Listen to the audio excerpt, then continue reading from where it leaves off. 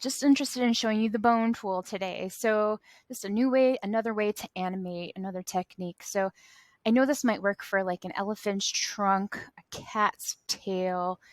This might work for if I have a person and I want them to do the wave and their arms have to do a certain movement, but I'm going to pretend this is a snake. This is probably a bad example. I should use like a leg or an arm where you can see the elbow and the joints, but just to show you how to use the bone tool, I'm going to use my selector tool to double click on this object. So it's just a drawn object and I want to use my bone tool. So at the bottom of my toolbar, I have the bone tool. If for some reason you don't see it, click on these dots down at the bottom and you should see your bone tool listed in all these tools. So I think at some point I took the bone tool and I would drag it to my toolbar, and so that's why it's set in my toolbar. So it's a frequently used tool.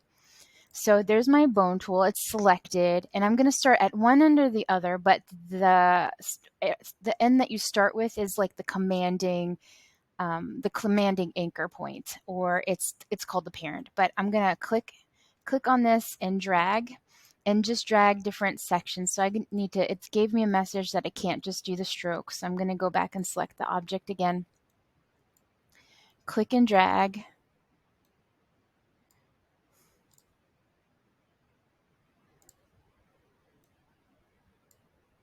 And now I want to add more bones, so I'm starting where this one left off. And I'm going to make a series of bones. I would go from like the hips to the knees, to the knees to the ankle through the toes. And when I'm done, I can check it out by using the selection tool. So if I use the parent to drag up and down, this is the controlling. So this has to stay in its spot and everything animates around it. It's a good way to maybe make a windmill, but it's these anchor points, these bones that I'm interested in animating because I get this movement from it. Now, if I want to, I don't want this section to move, I can do something called a pin. So if I click on this joint, there's this pin that pops up, and I can click on that and it adds a pin. So this one won't move either.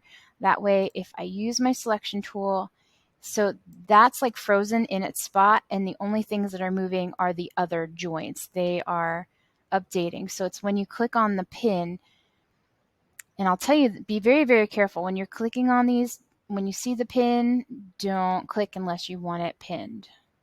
But I can move these now. So I know it's pretty cool, but I want to animate this in my timeline. So I want to leave this as my starting point. So I moved this to the bottom if I'm making like a tail or an elephant's trunk. And I'm going to come out here to 25 and highlight that frame and insert pose. So it's a little bit different. So on 25, I want this to maybe be up here. And now if I play it, I have this movement with the bones to create this little wave experience. And I can do it again. So on 50, I'm going to insert another pose and drag that down back into another position. And I can adjust these joints one by one to fine tune it if I want to. But now if I play it over and over again, I have this little bit of a wave movement. And that's how you add a bone to a drawn object.